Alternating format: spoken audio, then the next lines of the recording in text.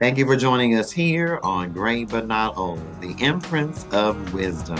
We are honored today to have our guest with us, Rodney. How you doing today, Brother Rodney? Well, sis, thank you so much. I'm glad to be here. What two ages were the most challenging and why? Challenging ages. One would have probably been, I think when I turned like 12, maybe 12 or 13, probably 13. That was challenging because I'm actually coming into being a teenager and maturing um, and everything is so new. Um, I'm actually getting, hair on my face and, a little bit of peach fuzz. And, and it's a little bit challenging, even though it's exciting. It was exciting for me. It's still a little bit of a challenging period because your facial structures changed and your body's changing and um, hormones, things are happening that, is kind of is new and it's a little bit scary, but it's at the same time exciting. So I would say maybe about 13, the age of 13, um, and probably about 30, I would say maybe about 30, 31.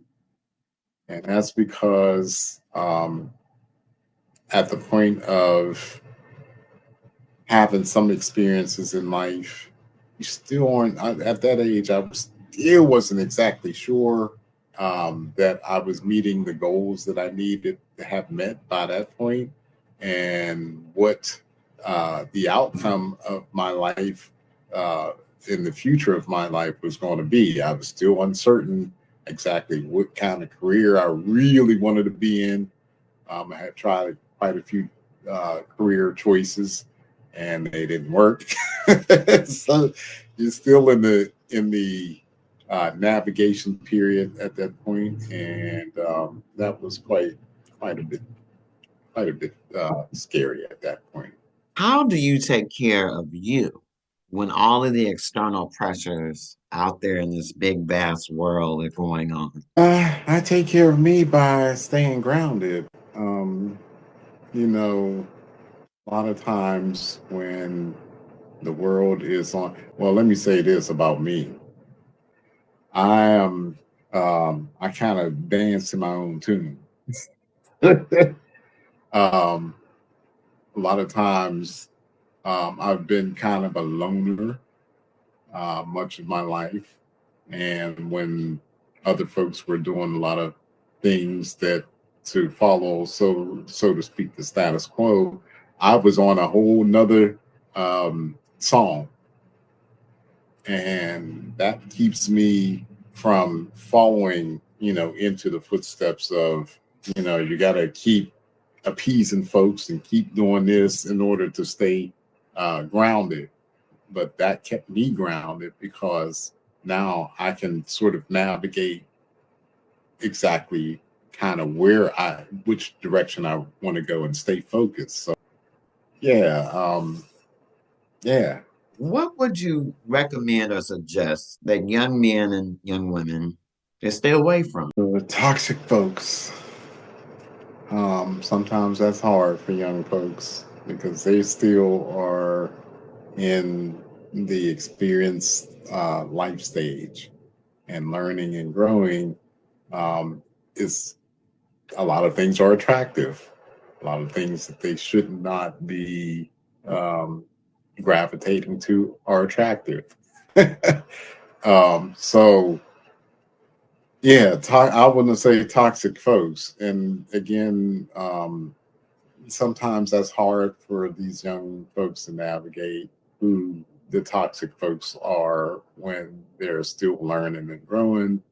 Um, because um, at that point of my life, I had been around some very toxic folks, but was still trying to figure things out.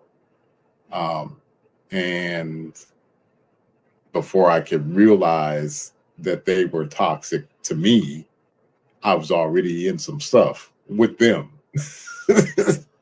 So that's my advice.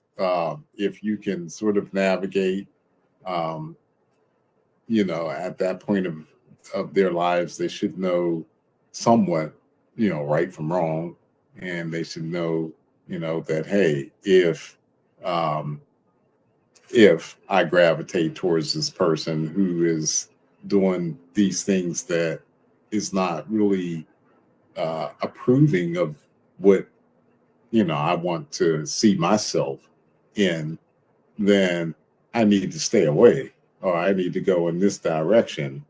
But again, a lot of times it's hard for young folks to do that. So yeah, that's my advice. Stay away from toxic folks and do you, and make sure that you are doing you in a positive way. You know how you feel. How do you feel about this situation? If you feel that it is uncomfortable, then that means something ain't right. Thank you so much, Brother Rodney, for being here with us today. I appreciate you so much for giving me this opportunity to express myself, and I hope that it can really help somebody.